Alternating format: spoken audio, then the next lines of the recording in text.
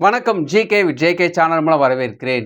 வருமானத்துக்கு ஏற்றபடி கடன் வாங்கினா அந்த பிரச்சனையிலேருந்து வெளியே வந்துடலாம். ஆனால் நிறைய பேர் 90% அவங்க வருமானத்துக்கு மீறி ஒரு கடனில் மாட்டிப்பாங்க. அப்படி மாட்டிக்கிட்டவங்க பெரும்பாலும் பார்த்தீங்கன்னா உதவி செய்ய யாரும் இல்லை, அப்பா அம்மா பேக்ரவுண்டு யாரும் இல்லை, எந்த விதமான சொத்தும் இல்லாதனால இங்கேருந்து வாங்கி அங்கே கொடுத்து அங்கேருந்து இங்கே வாங்கி கொடுத்து ஒரு சமாளிக்க முடியாத ஒரு சூழ்நிலை மாட்டிக்கொண்டு இருப்பார்கள். இந்த கடன் பிரச்சனை அவங்க வாழ்க்கையில் பெரிய விஷயங்களை செஞ்சு கொண்டிருக்கோம். அவங்க பெரிய புத்திசாலியாக இருப்பாங்க, பெரிய அறிவாளியாக இருப்பாங்க, நல்லா படிச்சிருப்பாங்க, நல்ல நாலேஜ் இருக்கும், எந்த விதமான கெட்ட பழக்கம் கூட இருக்காது. இருந்தாலும் இந்த கடன் பிரச்சனைன்றது அவருக்கு மாற்றி மாற்றி அவங்களுக்கு வாழ்க்கையை நொந்து போகிற ஒரு சூழ்நிலை வந்துடும். அதே நேரத்தில் ஒரு கடன் பிரச்சனை ஒரு வெற்றியாளர்கள், அதாவது சக்ஸஸ்ஃபுல் பீப்புள்ஸ் இந்த கடன் பிரச்சனையை எப்படி அணுகுறாங்கன்றது ரொம்ப ரொம்ப முக்கியமான விஷயம். இத்தகைய கடன் பிரச்சனை தான் அங்கேயும் இருக்கும். ஆனால் அவங்க முக்கியமான ஒரு 3 விஷயத்தை எப்பொழுதும் ரொட்டேஷனாக செஞ்சுட்டே இருப்பாங்க. அவங்க செய்யக்கூடிய விஷயங்களை பற்றி தான் இந்த வீடியோ நம்ம பார்க்க போகிறோம். இதில் நம்ம ஃபஸ்ட்டு பார்க்க போகிறது வெரி பேசிக்கான ஒரு விஷயம். இந்த பேசிக்கான விஷயம் நிறைய பேருக்கு நல்லா தெரிஞ்சு இருந்தாலும் அதை தாண்டி நம்ம வெவ்வேறு விஷயத்தை யோசிச்சிருப்போம். இதுவா அதுவான்னு யோசிச்சிருப்போம். இந்த பேசிக்கான விஷயத்தை மறுபடியும் நீங்கள் செய்ய வேண்டியது இருக்கும். அதாவது உங்களை பற்றியும் உங்களுடைய பணத்தை பற்றிய முக்கியமான ரகசியம், நீங்கள் மகிழ்ச்சியாக இருந்தால் உங்களுக்கு சேர வேண்டிய பணம் வந்து சேர்ந்துடும். ஆனால் இந்த மகிழ்ச்சியாக இல்லாமல் போகிறதுக்கான காரணம் உள்ள ஒரு கலவரம் ஓடிக்கிட்டு இருக்கு. நீங்கள் கடவுளை நம்புறீங்க, கடவுள் உங்க தருவார்னு சொல்கிறாங்க. இதை சொன்னவொடனே எங்களுக்கு மனசு சந்தோஷம் வந்திருக்கும். ஆனால் அது கால தாமதம் ஆகும் பொழுது சந்தேகம் வந்துடும். இது நடக்குமா நடக்காதா, உண்மையாகவே நம்ம ப்ரேயர் பண்ணதை கேட்டாங்களா இல்லையான்ட்டு ஒரு மனசுக்குள்ளே கலவரம் ஓடும். இது உங்களுக்கு மட்டும் கிடையாது, எப்பேற்பட்ட வெற்றியாளர்களானாலும் சரி, சக்ஸஸ்ஃபுல் பீப்புள் ஆனாலும் சரி, இந்த பிரச்சனை அவங்களுக்கும் இருக்கும். ஆனால் அவங்களை அதை ஹேண்டில் பண்ணுற விஷயங்கள் வேறு. இதுக்கப்புறமா அவங்களுக்கு ஒரு தடை ஒன்று வரும்போது பயமும் வந்துடும். ஆஹா, நம்ம சுத்தமாக கடவுளில் டச்சே இல்லை பொழுது, நம்மளை கண்டுக்கல பொழுது பெரிய பிரச்சனையில் நம்ம மாட்டிக்கிட்டோம் ஒரு எண்ணம் இருக்கும். இந்த எண்ணம் பார்த்திங்கன்னா உங்களுடைய மகிழ்ச்சியை தின்னக்கூடிய எறும்புகளாக வந்து நிற்கும். அதாவது பயம் என்னும் எறும்பு, சோர்வு எறும்பு, அப்புறமா வந்து கவலை என்னும் எறும்பு, இதெல்லாம் வந்து பார்த்திங்கன்னா மகிழ்ச்சி என்னும் இனிப்பை சாப்பிட்டுக்கிட்டே இருக்கும். அது கொஞ்சம் கொஞ்சமாக தின்ன சந்தேகம் வர வர கொஞ்சம் கொஞ்சமாக உங்கள் மகிழ்ச்சி உங்களை விட்டு போக போக ஒரு விரக்தி வந்துடும். உங்கள் மனசு இப்போது பெரும் விரக்தியில் இருக்குது, நல்லா நொந்து போயிட்டீங்க, வாய்ப்பே இல்லைன்னு முடிவே பண்ணிட்டீங்க. ஸோ இது பேசிக்கான விஷயத்தை நம்ம விட்டுட்டு நம்பிக்கை என்ற ஒரு விஷயம் உங்களுக்கு இல்லாமல் போன சூழ்நிலையில் நீங்கள் இப்பொழுது நீங்கள் என்னதான் போராடினாலும் அந்த பணம் வராமல் போகும். அப்போ இதுக்கு என்ன பண்ணலாம்? இதுக்கான தடுப்பு என்ன? இந்த பயத்தை நான் எப்படி எதிர்கொள்ளுது, இந்த பிரச்சனைலேருந்து எப்படி எதிர்கொள்ளுது, கடவுள் இந்த நேரத்தில் உதவி செய்ய மாட்டாரா அப்படி கேட்டிங்கன்னா, இப்போ தான் நம்ம முக்கியமான விஷயம். சக்ஸஸ்ஃபுல் பீப்புள் என்ன பண்ணுவாங்களா, தைரியத்தை எப்போவுமே விடவே மாட்டாங்க. அவங்களுக்கு 100 கோடி இருக்கும்போதும் தைரியமாக இருப்பாங்க, 1000 கோடி இருக்கும்போதும் தைரியமாக இருப்பாங்க. அவங்களுடைய தைரியம் பொறுத்த வரைக்குமே எனக்கு ஒரு விஷயம் கடவுளால் உருவாக்கப்பட்டது என்றால் அது எனக்கு கிடைக்கும் என்ற விஷயத்தில் நம்பிக்கையாக இருப்பாங்க, உறுதியாக இருப்பாங்க. இந்த உறுதியானது தொடர்ச்சியாக அவங்க வாழ்க்கையில் தைரியத்தை கொண்டு வந்துகிட்டே இருக்கும். தைரியம் வந்துச்சுனாவே நம்பிக்கை ஆட்டோமேட்டிக்காக உருவாயிடும். தைரியம் என்பது பார்த்திங்கன்னா இந்த எறும்பெல்லாம் வராத வரைக்கும் மருந்து தெளிக்கிற போல். ஸோ இந்த சோர்வு இதெல்லாம் வராது. அப்போது ஒரு நாளைக்கு நீங்கள் தைரியமாக இருப்பீங்க, அடுத்த நாள் சோர்ந்து போவீங்க. அப்படி இல்லாமல் எப்பொழுதும் தைரியமாக இருந்து கடவுள் எனக்காக ஒரு விஷயத்தை செய்து கொண்டிருக்கார், எனக்கான விஷயங்கள் நடந்து கொண்டிருக்கிறது தொடர்ந்து அவர்கள் நம்புவார்கள். ஸோ சக்ஸஸ் பீப்புளுடைய பேசிக்கான விஷயம் தொடர்ச்சியாக கண்டினியூவாக செய்வாங்க. அந்த எந்த வேலை செஞ்சாலும் ஒரு கம்பெனி ஓப்பன் பண்ணால் கூட அதை கண்டினியூவாக செய்வாங்க. ஒரு 2 வருஷம் 3 வருஷம் கூட மாட்டாங்க, 5 வருஷம் ஆனாலும் தொடர்ந்து செய்வார்கள். அதே போல் நம்பிக்கையிலும் அவங்களை எப்பொழுதும் தொடர்ந்து செய்வாங்க. ஸோ இந்த கண்டினியூட்டி அவங்கள வாழ்க்கையில் பெரிய மாற்றத்தை ஏற்படுத்தும். நம்பர் 2, 100% உங்கள் கடனை அடைக்கக்கூடிய முக்கியமான ரகசியம் என்னன்னு பார்த்தீங்கன்னா, இந்த போராட்டம் இருக்கு இல்லையா, ஒவ்வொரு நாளும் உங்களை பயமுறுத்தக்கூடிய சந்தேகங்கள், சோர்வுகள், ஒவ்வொன்றா வந்து பயமுறுத்திக்கிட்டே இருக்கும்போது இதோடு நீங்கள் போராடுறீங்க தெரியுமா, இந்த போராட்டத்தில் நீங்கள் தனியாக இல்லை, உங்கள் கூட கடவுளும் இருக்கிறார்.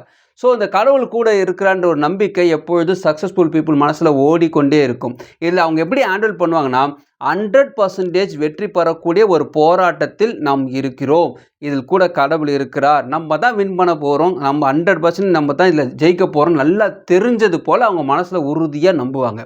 உதாரணத்துக்கு ஒரு கிரிக்கெட் மேட்ச் நடக்குது, லாஸ்ட் ஓவர், அதாவது நீங்கள் ஆடிட்டீங்க, உங்களை ஆப்போசிட்டில் ஆட போகிறாங்க, லாஸ்ட் ஓவர் நீங்கள் போடுறீங்க. ஸோ 40 ரன் அடிக்கணும் 6 பாலில் 40 ரன். எப்படியும் அவங்க 36 ரன், 6 பாலுக்கு 36 ரன் அடித்தா கூட அவங்களால ஜெயிக்க முடியாது. அந்த சூழ்நிலையில் தான் நீங்கள் இருக்கிறீங்க. ஸோ உங்களோட 6 பாலை நீங்கள் நேர்த்தியாக போட்டாவே போதும், அவர்கள் தோற்று விடுவார்கள். அந்த விதமான நம்பிக்கையில் தான் நீங்கள் போராட வேண்டும். ஸோ உங்களுக்கு வெற்றி என்பது உறுதியாக்கப்பட்ட ஒரு விஷயம். இது ரொம்ப பேசிக்கான விஷயம். நீங்கள் எந்த ஹை லெவல் கடனாக இருந்தாலும் சரி, எந்த லோ லெவல் கடனாக இருந்தாலும் சரி, 50 ரூபா கடனாக இருந்தாலும் சரி, 50 லட்சம் கடனாக இருந்தாலும் சரி, இது பேசிக்கான விஷயம். இந்த போராட்டத்தில் நீங்கள் வெற்றி பெறுவது உறுதி. நம்மளுடைய சிந்தையில் எவ்வளோ போராட்டங்கள் வந்தாலும் கடவுளோட துணை இல்லாமல் இவ்வளோ தூரம் உங்களால் லைஃப்பை ரன் பண்ண முடியாதுங்க. உதாரணத்துக்கு உங்களுக்கு ஊர் தெரியாத ஒரு இடத்துக்கு நீங்கள் போகிறீங்க. அந்த இடம் போகிறீங்க, அதுக்கு எப்படி போகணும், என்ன ரூட்டு எதுவுமே தெரியாமல் நீங்கள் தன்னிச்சையாக ஏதாவது ஒரு முடிவு எடுத்து நீங்களே பேகை மாட்டி தனியாக சிங்கிளாக போகிறீங்கன்னா, அந்த பஸ்ஸை பிடிச்சி 2 ட்ரெயினை பிடிச்சி அப்படி போய் அந்த இடத்துக்கு போய் ரீச் பண்ணுறதுக்குள்ளே உங்களுக்கு மனசுக்குள்ளே நிம்மதியே இருக்காது. அடுத்தது என்ன பண்ணணும், அடுத்தது என்ன பண்ணணும், இந்த ட்ரெயினை பிடிச்சா என்ன பண்ணணும், அடுத்தது அங்கே போய் இறங்கி யார்கிட்ட கேட்கணும், இந்த ஊரில் எப்படி ரீச் பண்ணணும், இதெல்லாம் நீங்கள் பார்க்குற நேரத்தில் அந்த இடத்துல இறங்கிட்டியா கூட பெரிய நீர்வீழ்ச்சி இருக்கும், ரொம்ப அழகாக இருக்கும். ஆனாலும் உங்கள் மனசில் என்னென்னு பார்த்தீங்கன்னா, அந்த நீர்வீழ்ச்சியை ரசிக்கக்கூடிய எண்ணங்கள் இருக்காது. அடுத்தது நம்ம அந்த ஊரை போய் ரீச் பண்ணுமே என்ற எண்ணத்தோடு இருக்கும்போது உங்கள் பக்கத்தில் இருக்கக்கூடிய சந்தோஷமான விஷயங்கள், ரசிக்கக்கூடிய விஷயங்கள்லாம் நீங்கள் பார்க்கவே முடியாது. நிறைய பேர் ஃபேமிலிக்காக ஓடிட்டு இருப்பாங்க. கடன் வாங்கி சமாளித்து எப்படியோ சம்பாதிக்கிறதுக்காக ஓடுவாங்க. இந்த மாதிரி ஃபேமிலிக்கான டைம் ஸ்பெண்ட் பண்ண மாட்டாங்க, ஃபேமிலியோட எங்கேயும் வெளியே போக மாட்டாங்க.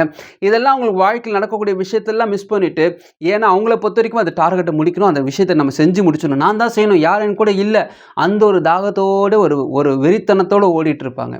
ஸோ உங்களுடைய வாழ்க்கையில் நீங்கள் அப்படி இருந்தீங்கன்னா பயப்படாதீங்க. நீங்கள் அதை செய்ய வேண்டிய அவசியமே இல்லை.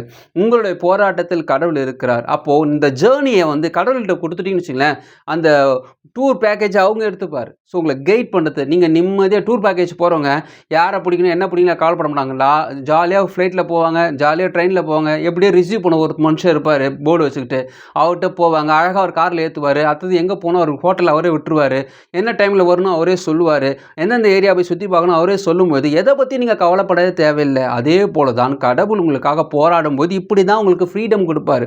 உங்களை டென்ஷனோட வச்சுக்க மாட்டார். அப்போது உங்கள் நம்பிக்கை எப்படி இருக்கணும்னா, கடவுள் எனக்காக போராடுகிறார், நான் மகிழ்ச்சியாக இந்த தருணத்தை அனுபவிக்க போகிறேன் என்ற ஒரு எண்ணம் உங்களுக்கு இருந்தாவே போதும். 100% உங்கள் கடன் குறைய ஆரம்பிச்சிடும். நம்ம நினச்சிட்டு இருக்கோம் நம்மளால தான் இதெல்லாம் நடக்குதுன்ட்டு. இல்லை, உங்களை மீறி ஒரு சக்தி உங்களை இயக்கி கொண்டிருக்கிறது. அந்த சக்திக்கு நீங்கள் இடம் கொடுக்க வேண்டும்.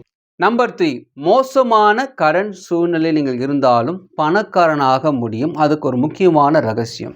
இப்போ நான் சொல்லக்கூடிய இந்த விஷயம் உங்கள் சிந்தையில் நீங்கள் அப்படியே ஏற்றிக்கோங்க.